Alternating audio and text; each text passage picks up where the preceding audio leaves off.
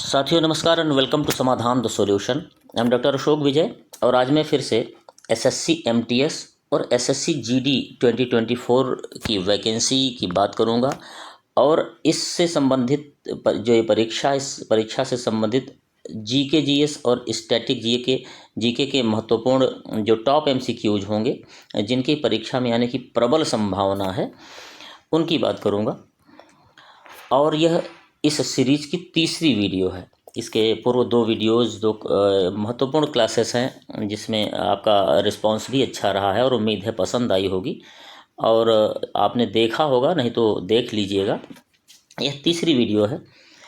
Content समस्त पूरा cover करेगा जीके जीएस और स्टैटिक जीके, जिसमें इतिहास, भूगोल, राज्य व्यवस्था, अर्थव्यवस्था, साइंस, स्पोर्ट्स, चर्चित व्यक्तित्व और स्थल होंगे, प्रोग्राम्स और प्लान्स योजनाएं होंगी, मेले उत्सव होंगे, लोक नृत्य पुरस्कार, प्रमुख संस्थान होंगे, प्रमुख दिवस, जनगणना, इन सब से प्रश्न आते हैं। नेशनल पार्क, पुस्तकें एवं लेखक, इन सब से प्रश्न आते हैं और ये सारा कवर किया गया है। इसलिए बहुत ही बेनिफिशियल साबित होने वाली है आपके इस एसएससी एमटीएस और एसएससी जीडी एग्ज़ाम के लिए। इसलिए बहुत ध्यान से देखिए और पूरी वीडियो देखिए। आइए प्रारंभ करते हैं। पहला प्रश्न है, पानीपत का तीसरा युद्ध कब हुआ था? थर्ड वार ऑफ पानीपत ये कब हुआ था? Third battle. तो तीसरा युद्ध की बात करें, देखिए 1556 यही पानीपत का पहला युद्ध हुआ। 1526 में और 1556 में दूसरा युद्ध हुआ। So option number C is the right answer. 1761 में ये पानीपत का तीसरा युद्ध लड़ा गया था। इसके बारे में देखिए, पॉइंट्स बड़े इंपॉर्टेंट हैं और ये आपकी नैया पार लगाएंगे। बहुत ध्यान से देखिए। 1761 में तीसरा युद्ध। पानीपत का प्रथम युद्ध 1526 में हुआ। बाबर ने इब्राहिम लोदी को पराजित किया। अब ये एक एक पॉइंट, एक एक प्रश्न है जो कि परीक्षा में पहले आए हुए हैं, इसलिए ध्यान से देखिएगा। अब देखिए, पानीपत के युद्ध, प्रथम युद्ध और द्वितीय युद्ध के बीच में बाबर ने 4 युद्ध लड़े थे। तो पहला युद्ध बाबर ने इब्राहिम लोदी को हराया, पानीपत का पहला युद्ध। उसके बाद खानवा का युद्ध ठीक 1 साल बाद 1526 के बाद 1527 में बाबर ने राणा सांगा को हराया, राजपूत राजा को। फिर चंदेरी का युद्ध बाबर ने लड़ा ठीक 1 साल बाद 1528 में बाबर ने मेदिनी राय को हराया, ये भी राजपूत थे। फिर घाघरा का युद्ध लड़ा 1529 में 1 साल और बाद, एक साल के अंतराल पे बाबर ने बंगाल और बिहार की संयुक्त सेना को हराया और यह बाबर का अंतिम युद्ध था। और इसके बाद से ही मध्यकाल की शुरुआत हो जाती है और यह गोरखपुर के पास घाघरा का युद्ध, इसको घग्घर का भी युद्ध कहते हैं, घाघरा नदी के तट पे लड़ा गया था। अब इसके बाद आता है पानीपत का द्वितीय युद्ध। ये 1556 में हुआ था और अकबर ने हेमू को हराया था। पानीपत का तृतीय युद्ध की बात करें, जो प्रश्न था 1761 में अहमद शाह अब्दाली ने सदाशिवराव भाऊ पेशवा को हराया था, जो कि मराठा पेशवा थे। इस तरह से आप देख रहे हैं कि ये कंटेंट है और एक प्रश्न है, लेकिन आप देख रहे हैं कितने आंसर्स, कई प्रश्नों के आंसर्स इसमें मिल रहे हैं। इसलिए बहुत ही इम्पोर्टेंट वीडियो है। पूरे वीडियो ध्यान से देखिए और यदि ठीक लगे तो लाइक ज़रूर कर लीजिएगा। समाधान द सॉल्यूशन चैनल का नाम है, इसको सब्सक्राइब कर लीजिएगा। दूसरा प्रश्न है, निम्न में से कौन सी नदी भूमध्य रेखा को 2 बार पार करती है? ये जो है, which of the following rivers crosses the equator twice, 2 बार पार करती है? तो नील नदी, कांगो नदी, माही नदी या लिम्पोपो नदी। तो देखिए, जब भूमध्य रेखा को पार करने की बात आए तो याद रखिएगा कांगो नदी, option number B is the right answer. भूमध्य रेखा की बात करें, अभी आप चित्र में देखेंगे कि देखिए ये कांगो नदी है, ये यहाँ से इधर होके आई है, भूमध्य रेखा ऐसे जा रही है, तो इसको यहाँ से भी पार कर रही है, यहाँ से भी पार कर रही है, इस तरह से 2 बार क्रॉस कर रही है। राइट, कुछ पॉइंट्स देख लीजिए, ये पॉइंट्स बड़े इंपॉर्टेंट हैं। कांगो, इसको जायरे नदी भी कहते हैं। देखो, माही नदी जो कि भारत की नदी है, ये कर्क रेखा को 2 बार पार करती है। किसको? कर्क रेखा को। लिम्पोपो नदी है, ये मकर रेखा को 2 बार पार करती है। और नील नदी है, ये कर्क और भूमध्य दोनों रेखाओं को 2 बार पार करती है। ये देखिए, यदि आपने चित्र में देखा होगा, यहाँ पूरा नहीं लेकिन नील, ये है नील नदी। तो ये कर्क रेखा कहाँ होती है? ऊपर होती है, उत्तर की तरफ। तो इधर से चल के ये नीचे तक आती है और कर्क रेखा और भूमध्य रेखा दोनों को नील नदी पार करती है। तो ये याद रखिएगा, इंपॉर्टेंट है। नेक्स्ट है, तीसरा प्रश्न है, कौन सा अनुच्छेद बच्चों के शोषण से संबंधित है? एक्सप्लॉयटेशन ऑफ चिल्ड्रेन से संबंधित है। तो अनुच्छेद 17, 19, 24 और 32। देखिए, बच्चों के शोषण की बात जब आए तो option number C will be the right answer, अनुच्छेद आर्टिकल 24। अब देखिए कुछ अनुच्छेद और हैं, क्या हैं ये? आर्टिकल 17 जो है अस्पृश्यता के अंत की बात करता है, अनटचेबिलिटी के एवोल्यूशन की बात करता है। आर्टिकल 19 ये है अभिव्यक्ति की स्वतंत्रता की बात करेगा। और आर्टिकल 21 प्राण एवं दैहिक स्वतंत्रता। आर्टिकल 21 ये बहुत महत्वपूर्ण है, खूब परीक्षा में पूछा जाता है, निःशुल्क एवं अनिवार्य शिक्षा का है। और इसी के तहत RT एक्ट हुआ था, right to education act. Article 29 ये अल्पसंख्यकों का हित की बात करता है, याद रखिए, खूब परीक्षा में ये भी आता है। और आर्टिकल 32 ये तो आयोगों का बहुत फेवरेट क्वेश्चन है, संवैधानिक उपचारों का अधिकार, और डॉक्टर अंबेडकर ने इसको संविधान की आत्मा भी कहा। नेक्स्ट, चौथा है, बॉयल के गैसीय नियम में क्या स्थिर माना जाता है?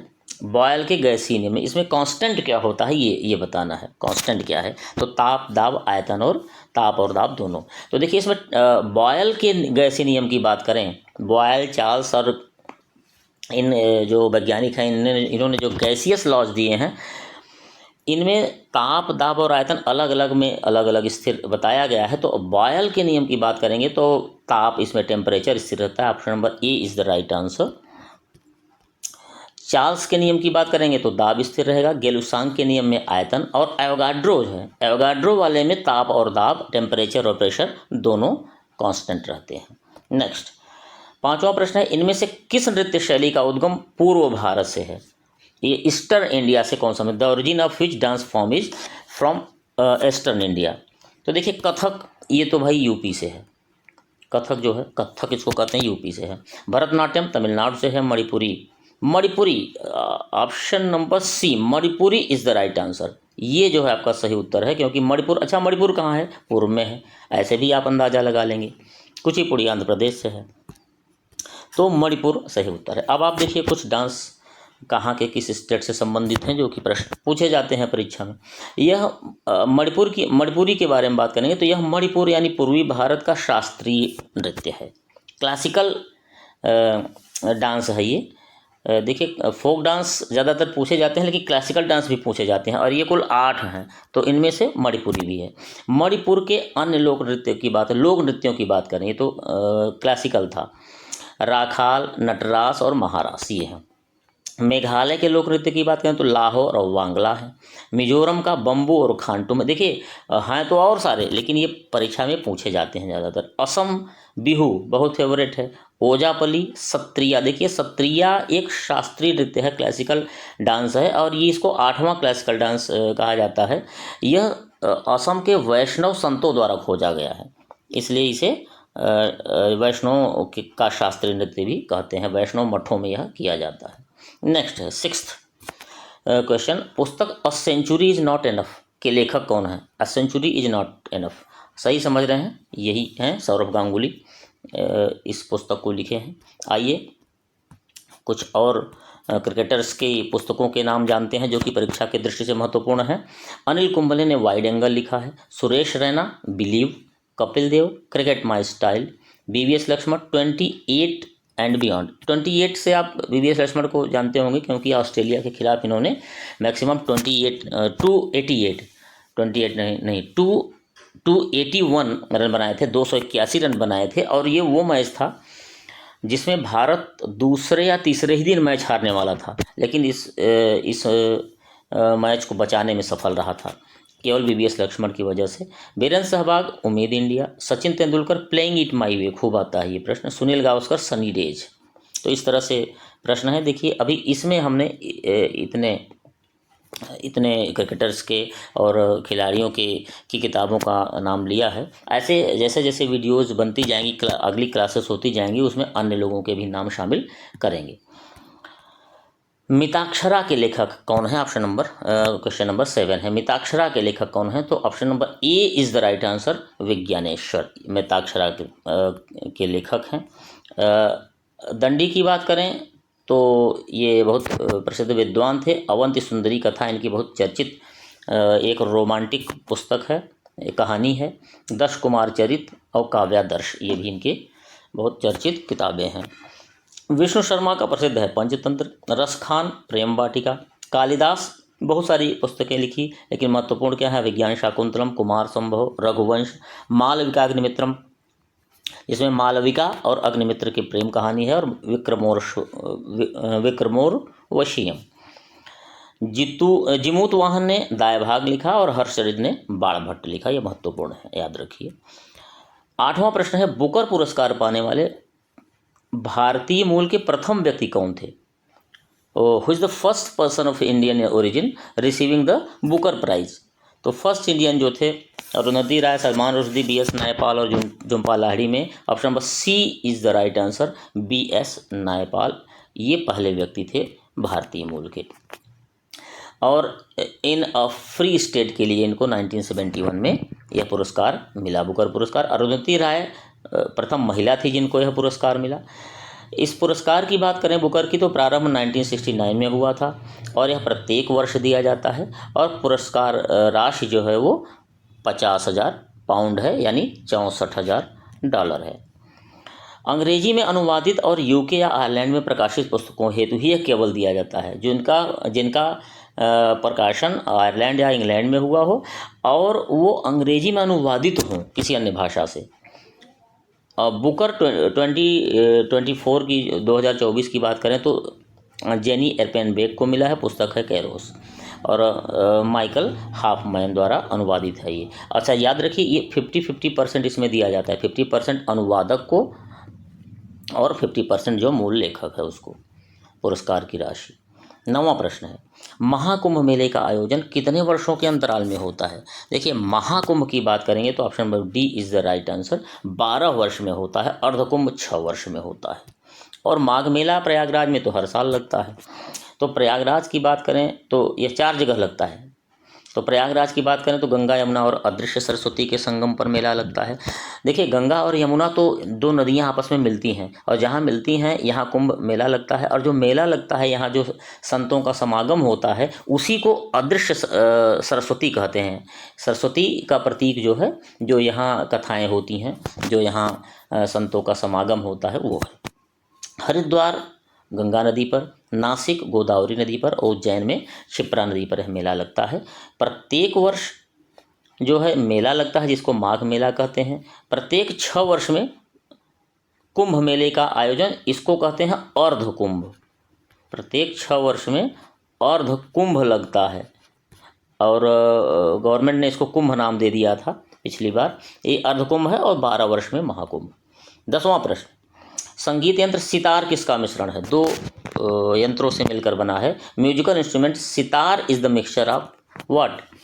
बांसुरी एवं बीड़ा, बांसुरी एवं सारंगी, वीणा एवं तंबूरा, वीणा एवं पियानो। देखिए, ये जो सितार है ये 2 यंत्रों वीणा और तंबूरा का मिक्सचर है। So option number C is the right answer, veena और तंबूरा। तंबूरा को तानपुरा भी कहते हैं। देखिए, ये है वीणा और ये है तंबूरा, दोनों को जब प्लस कर दिए तो ये इज इक्वल टू क्या हो गया? सितार। नेक्स्ट देखिए, इसमें कुछ फुल फॉर्म्स हैं। वायरस का फुल फॉर्म क्या है? देखिए, ध्यान से देखिएगा, एक छोटी छोटी चीज़ें इसमें डिफरेंस किया है। Vital information resources under says, option number A is the right answer. Viral हो गया, ये गलत हो गया। वाइटल इंफॉर्मेशन रिफॉर्म्स, देखिए ये रिफॉर्म्स हो गया, गलत है। Vital information resources under security, says नहीं, ये गलत है। तो option number A is the right answer. कुछ और जो कि महत्वपूर्ण परीक्षा की दृष्टि से हैं फुल फॉर्म्स, उनको देख लीजिए। वायरस ताला लगा देता है जहां आ गया, तो फिर कंप्यूटर हो चाहे मोबाइल हो। CCC जिसको CCC कहते हैं, course on computer concept. Wifi खूब चर्चा में रहता है, खूब यूज करते हैं आप, वायरलेस फिडेलिटी। LED क्या है? Light emitting diode. LCD क्या है? Liquid crystal display. DBT क्या है? Direct benefit transfer. OMR जिस पर आपकी परीक्षा होती है, ऑप्टिकल मार्क रीडर, या ऑप्टिकल मार्क रीडर की जगह रिकॉग्निशन भी होगा तो सही है। नेफ्ट क्या है? National electronic fund funds transfer, और RTGS real time gross settlement, इनको याद रखिए। और एक बार दो बार देखिए, ये बहुत रटने की चीज़ें नहीं हैं, इनको एक बार दो बार तीन बार वीडियो जब आप देखते हैं तो ये आपके दिमाग में आ जाती हैं, और फिर उसके बाद जब ऑप्शंस मिलते हैं तो आप सही लगाने में सफल हो जाते हैं। 12वां प्रश्न है, बांदीपुर प्रोजेक्ट टाइगर रिजर्व किस राज्य में है? ये भी खूब प्रश्न आता है। तो बांदीपुर की बात करें तो तुरंत आप कर्नाटक लगाएंगे, option number A is the right answer, Bandipur से जुड़ा हुआ। अब देखिए कुछ राष्ट्रीय उद्यानों और टाइगर रिजर्व्स की बात देख लीजिए, कौन कहाँ ये प्रश्न आते हैं। सिमलीपाल की बात करें उड़ीसा में है, और असम है, असम में ओरंग, करंग जो है अरुणाचल प्रदेश, इंद्रावती राष्ट्रीय उद्यान ये छत्तीसगढ़ में, ये भी परीक्षा में खूब आता है। चंदौली राष्ट्रीय उद्यान महाराष्ट्र, परीक्षा की दृष्टि से महत्वपूर्ण है ये। पन्ना राष्ट्रीय उद्यान मध्य प्रदेश में भी आता है। डम्फा वन्यजीव अभयारण्य मिजोरम, ये सब पूछे गए हैं, सारे पूछे गए हैं। रंग पहाड़ वन्यजीव अभयारण्य ये है नागालैंड में। मेनन एक है, मेनन वन्यजीव अभयारण्य सिक्किम में है। रायमोना वन्यजीव अभयारण्य ये असम में है। 13वां प्रश्न, ट्रिपल तलाक, 3 तलाक अधिनियम कब पारित किया गया? तो 3 तलाक मोदी गवर्नमेंट द्वारा पारित किया गया था जबकि मोदी दूसरी मोदी की गवर्नमेंट बनी थी, option number C is the right answer. तो पार्लियामेंट ने इसको पारित किया 2019 में, दूसरी रिजीम में। बाल विवाह निरोध अधिनियम की बात करें तो ये 1929 में। ये देखिए कुछ महत्वपूर्ण अधिनियम हैं जो परीक्षा में आते हैं। दहेज उन्मूलन अधिनियम 1961 में। वन्य जीव संरक्षण अधिनियम ये भी आता है खूब 1972 में। The places of worship act 1991 में हुआ था। इस पर जब बहस हो रही थी, जब राम मंदिर और काशी विश्वनाथ के पास जो ज्ञानवापी मस्जिद है, जब उसकी बात हो रही थी, बहस चल रही थी, तो इस the places of worship act 1991 की खूब चर्चा हुई थी। आपदा प्रबंधन अधिनियम 2005 में। आरटीआई एक्ट बहुत महत्वपूर्ण था, ये भी 2005 में। आरटीई एक्ट 2009 में, राइट टू एजुकेशन, ये राइट टू इन्फॉर्मेशन है। जीएसटी एक्ट 2017 में। आर्टिकल 370 हटाया गया 2019 में, वही मोदी गवर्नमेंट के सेकेंड रिजीम में। नागरिकता संशोधन एक्ट जो है सीसीए, ये 2019 में आया। तो इस तरह से ये महत्वपूर्ण है परीक्षा की दृष्टि से, इनको एक दो बार देख लीजिए। 14वां प्रश्न है, इंग्लिश चैनल पार करने वाले सबसे उम्रदराज भारतीय बनने की उपलब्धि किसने हासिल किया है? ये करंट का प्रश्न है, अभी हाल में ये उपलब्धि हासिल की गई है, किसके द्वारा? सिद्धार्थ अग्रवाल के द्वारा, ऑप्शन नंबर सी सही उत्तर है। ये 49 वर्ष की उम्र में यह कार्य कर लिए। दूरी है 42 किलोमीटर, 42 किलोमीटर्स, 15 घंटे और 6 मिनट का समय इन्होंने लिया, और ये बेंगलुरु इंडिया के निवासी हैं। 15वां प्रश्न, सन 1919 में निम्नलिखित में से कौन सी घटना नहीं हुई थी? तो कौन सी घटना नहीं हुई की बात करेंगे, नहीं हुई थी तो आप देखेंगे बंगाल का विभाजन, रॉलेट एक्ट का पारित किया, पर रॉलेट एक्ट 19 में ही था। जलियांवाला बाग 19 में था ही। मॉन्टेग्यू चेम्सफोर्ड भी 19 में सुधार था। So option number A is the right answer. Bengal का विभाजन ये कब हुआ था? स्वदेशी आंदोलन उसके बाद हुआ 1905 में। बंग भंग जिसको कहते हैं 1905 में हुआ, लॉर्ड कर्जन के काल में। रॉलेट एक्ट 19 मार्च 1919 को आया। जलियांवाला बाग हत्याकांड 13 अप्रैल 1919 में। मॉन्टेग्यू चेम्सफोर्ड जो सुधार हुए, जिसको भारत शासन अधिनियम 1919 कहते हैं, इसमें महिलाओं को पहली बार वोट देने का अधिकार मिला, ये भी 1919 में ही हुआ था। तो पहला ऑप्शन ये जो बंग भंग है, बंगाल का विभाजन, सही उत्तर है। 16वां प्रश्न, अगरिया कहाँ की जनजाति है? तो अगरिया जनजाति जो है ये है Madhya Pradesh, option number B is the right answer. Madhya Pradesh की। देखिए कुछ और जनजातियाँ जो कि परीक्षा में आती हैं। मध्य प्रदेश की अन्य जनजातियों की बात करें तो कोल, बैंगा और सहरिया है। उत्तराखंड में थारू और भुक्सा हैं। आंध्र प्रदेश में लंबाडा, कुबी और चेचू है। तेलंगाना में लंबाडी और ठोटी है। याद रखिएगा, ये गलत नहीं होता, ये लंबाडा है और ये लंबाडी है, दोनों अलग हैं। आंध्र प्रदेश में लंबाडा और तेलंगाना उसके बगल में लंबाडी है। राजस्थान में भील, कंजर, कथौड़ी, सहरिया और डामोर है। तो इस तरह से इनको भी याद रखिए। कुछ और जनजातियों की चर्चा अगले क्लासेस में होंगी। 17वां प्रश्न है, नाथुला दर्रा, देखिए दर्रों से भी प्रश्न आते हैं, किस राज्य में स्थित है? उत्तराखंड, लद्दाख, अरुणाचल प्रदेश और सिक्किम। अब आप देखिए दर्रा क्या होता है, ये चित्र देखिए।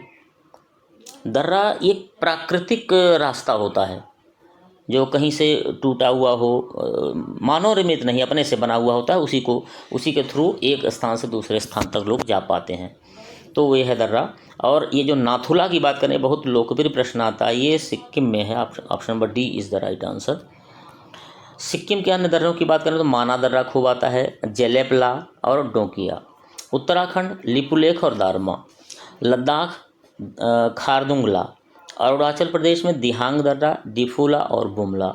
हिमाचल प्रदेश में रोहतांग, बड़ा लाचा और शिपकीला। तो इस तरह से ये दर्रे महत्वपूर्ण हैं, इनको 1-2 बार पढ़ लीजिए। 18वां प्रश्न, हीमोग्लोबिन का एक प्राथमिक कार्य निम्न में से क्या है? देखिए हीमोग्लोबिन का जो है प्राथमिक कार्य है वो ऑक्सीजन का वहन करना। सो option number A is the right answer. और ये देखिए कैसे वहन करता है।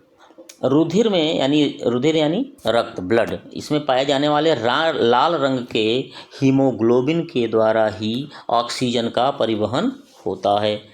क्या प्रोसेस है? हीमोग्लोबिन और ऑक्सीजन मिलती है तो क्या होता है? ऑक्सी हीमोग्लोबिन, यह एक अस्थायी यौगिक बनाती है और ऑक्सी हीमोग्लोबिन रुधिर परिसंचरण के द्वारा शरीर की विभिन्न कोशिकाओं में पहुंचता है। इस तरह से यह परिवहन करता है, ट्रांसपोर्टेशन करता है। 19वां प्रश्न, निम्न में से कौन सा स्थान विषुवत रेखा के सर्वाधिक निकट है? अब देखिए विषुवत रेखा सबसे नीचे होती है और यहाँ से सर्वाधिक निकट कौन है? सबसे, इसका मतलब जो सबसे नीचे वाला भाग होगा, इधर साइड का सबसे नीचे का, वो कौन होगा? तो रामेश्वरम या कन्याकुमारी या पिग्मेलियन पॉइंट या पंबन। देखिए पंबन, ये जो ब्रिज है वहाँ, देखिए option number C is the right answer. Pygmalion point होगा, इसको इंदिरा पॉइंट भी कहते हैं। ये यहाँ है सबसे लास्ट में, इंदिरा पॉइंट कहते हैं इसको। तो ये जो है सबसे मोस्ट साउदर्न पॉइंट है, इसे इंदिरा पॉइंट भी कहते हैं। यह ग्रेट निकोबार द्वीप में स्थित है। यह भारत का दक्षिणतम बिंदु है, इसके बाद भारत का और कोई पॉइंट नहीं है जो स्वाभाविक रूप से विषुवत रेखा के सबसे निकट होगा, क्योंकि विषुवत रेखा जो है वो भारत से दक्षिण में है और यह भारत का दक्षिणतम बिंदु है। यदि विषुवत रेखा मान लीजिए यहाँ है और भारत का ये दक्षिणतम बिंदु है, तो यही तो विषुवत रेखा के सबसे निकट होगा, और तो भारत की जो इधर वाली चीज़ें हैं वो तो सबसे दूर होंगी। भारत का उत्तरतम बिंदु पूछा जाए तो दक्षिण का बिंदु है, और भारत का उत्तर वाला बिंदु यानी पूछा जाए तो क्या होगा? तो इंदिरा कॉल कहते हैं, जम्मू कश्मीर में है। पूर्वी बिंदु जो है, सबसे पूर्वी बिंदु, ये किबिथू है, अरुणाचल प्रदेश में है। और पश्चिमतम बिंदु जो सबसे लास्ट वेस्ट में है वो है गुहर मोती, गुजरात में है। तो ये चारों याद रखिए। नेक्स्ट, किसी उदासीन विलयन का पीएच वैल्यू क्या होती है? पीएच मान क्या होता है? देखिए यदि उदासीन न्यूट्रल देखें तो इसका 7 होता है। अब 7 जो है ये, इसको आप मान लीजिए कि बेस, ये आधार है। तो अब जब 7 से आगे बढ़ेंगे, आगे जाएंगे तो एल्केनाइन होगा, क्षारीय होगा, और 7 से कम जाएंगे तो एसिडिक होगा। So option number C is the right answer, 7। PH क्या है? Potential of hydrogen. पीएच मान जो है वो किसी विलयन की अम्लता या क्षारकता की माप है। पीएच यदि 7 से कम होगा, वही बात जो अभी बात की गई कि विलयन अम्लीय होगा, 7 से ज़्यादा होगा तो क्षारीय होगा, और पीएच यदि 7 है तो यह विलयन उदासीन या न्यूट्रल होगा। नेक्स्ट, संयुक्त राष्ट्र महासभा ने किस वर्ष को अंतर्राष्ट्रीय बाजरा वर्ष घोषित किया है? देखिए इंटरनेशनल ईयर ऑफ मिलेट्स, ये यूएन जनरल असेंबली द्वारा घोषित किया गया, और ये बेहद महत्वपूर्ण प्रश्न है, इधर हाल की परीक्षाओं में कई बार आया है। Option number B is the right answer, 2023 में घोषित किया गया था। कुछ और जो संयुक्त राष्ट्र द्वारा घोषित किए गए वर्ष हैं उनको देख लीजिए कि कुटीर एवं मत्स्य पालन वर्ष 2022, अंतर्राष्ट्रीय ऊँट वर्ष 2024, अंतर्राष्ट्रीय चावल वर्ष 2004, अंतर्राष्ट्रीय डॉल्फिन वर्ष 2007, अंतर्राष्ट्रीय जैव विविधता वर्ष 2010 और अंतर्राष्ट्रीय दलहन वर्ष 2016।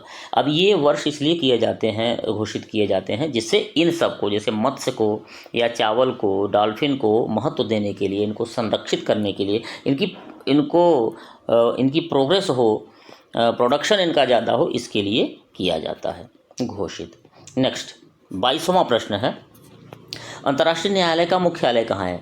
ये जो इंटरनेशनल कोर्ट ऑफ जस्टिस है, इसका मुख्यालय पूछा जाता है परीक्षा में। आप जानते होंगे, ये बहुत बार प्रश्न आया है। द हेग, स्विट्जरलैंड में है द हेग, इसका हेडक्वार्टर है। तो ये द हेग स्विट्जरलैंड में है। इंटरनेशनल कोर्ट ऑफ जस्टिस को कहते हैं। न्यायाधीशों की संख्या इसमें 15 है। इंटरपोल के ऑफिस, इस पर प्रश्न आते हैं, पेरिस में है इसका मुख्यालय। अंकटाड की बात करें तो ये संयुक्त राष्ट्र व्यापार एवं विकास सम्मेलन, ये जेनेवा में है। UNCTAD, United Nations conference on trade and development. और UNEP, यह यूनाइटेड नेशंस का जो है इकोनॉमिक प्रोग्राम है। ये संयुक्त राष्ट्र पर्यावरण कार्यक्रम जो है, ये जो क्या है, नैरोबी में है, केन्या की राजधानी है। अच्छा, UNEP है। यदि UNDP कभी आया, यूनाइटेड नेशन डेवलपमेंट प्रोग्राम, तो याद रखिएगा, अभी जो हाल में बांग्लादेश में जो उथल पुथल मची, उसके बाद जो वहाँ के राष्ट्रपति बनाए गए हैं, प्रधानमंत्री बनाए गए हैं, तो वहाँ के राष्ट्रपति जो बनाए गए हैं मोहम्मद यूनुस, ये UNDP से जुड़े हुए थे, और इसलिए हो सकता है UNDP का फुल फॉर्म या ऐसी चीज़ें पूछ ले। तो मोहम्मद यूनुस जो है बांग्लादेश के जो राष्ट्रपति हैं, वो अभी UNDP से जुड़े हुए थे पहले। इन्होंने गरीबी पर बहुत कार्य किया था। 23, प्रश्न नंबर 23 है, चीन का राष्ट्रीय खेल क्या है? What is the national game of China? चीन का राष्ट्रीय खेल क्या है? तो hockey, football, tennis, table tennis. चित्र में देख रहे होंगे, table tennis. Option number D is the right answer.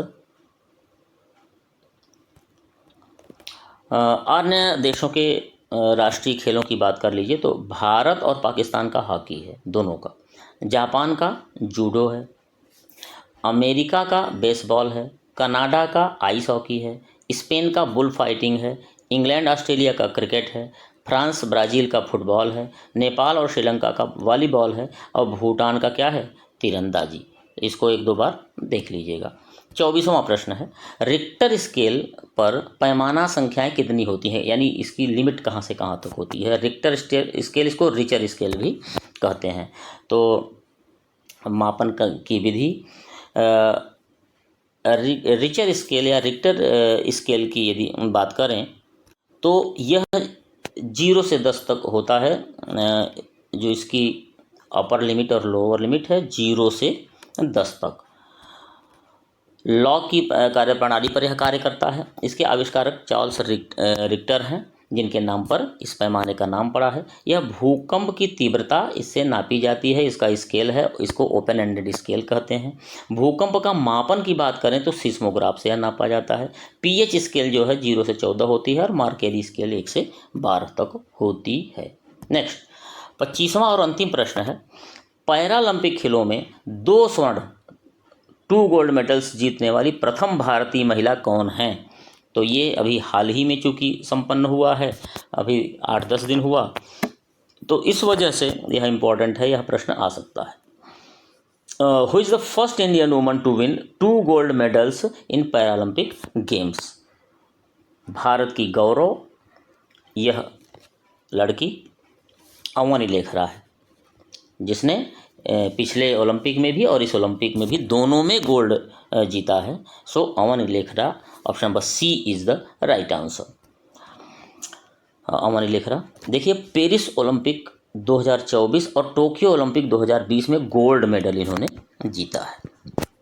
एक ही, अब इनके साथ एक और उपलब्धि जुड़ी है, एक ही पैरालंपिक में 2 पदक जीतने वाली भारत की पहली महिला हैं, क्योंकि इन्होंने टोक्यो ओलंपिक में 1 गोल्ड और 1 सिल्वर जीता था। तो एक ही ओलंपिक में 2 मेडल जीती हैं, और 2 गोल्ड मेडल भी 2 ओलंपिक में जीती हैं।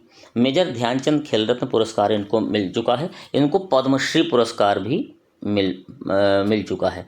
पद्मश्री इनको मिल चुका है। और ये इनकी जो जिनका गेम है, स्पोर्ट्स है, वो 10 मीटर एयर राइफल शूटर में इनको मिलता है, शूटिंग में, यानी ये शूटर हैं। और 12 वर्ष की उम्र में एक दुर्घटना के कारण इनको पैरालिसिस हो गया था। तो नीचे, यानी कमर से नीचे इनका पूरा पैरालाइज हो गया है। और तब भी देखिए इस बहादुर लड़की ने वो कारनामा किया जो बहुत सारे लोग नहीं कर पाए। तो साथियों, आप जो तैयारी एमटीएस, एसएससी एमटीएस और एसएससी जीडी की कर रहे हैं, मुझे पूरी उम्मीद है कि ये जो प्रश्न है आपकी शंकाओं का समाधान करेंगे। इसलिए समाधान द सॉल्यूशन को लाइक, शेयर और सब्सक्राइब कीजिए। और उम्मीद है कि ये सारे प्रश्न आपकी परीक्षा के लिए बेहद ही महत्वपूर्ण साबित होंगे और आपको वो ऊंचाई दिलाएंगे, उस ऊंचाई को दिलाने में सफल होंगे जो आप चाहते हैं। इसलिए धैर्य से लगे रहिए और लगातार मेहनत करते रहिए। जो मेहनत करते हैं भाग्य भी उन्हीं का साथ देता है और भाग्य आपके साथ निश्चय ही रहेगा। वीडियो देखने के लिए बहुत बहुत धन्यवाद। जय हिंद, वंदे मातरम।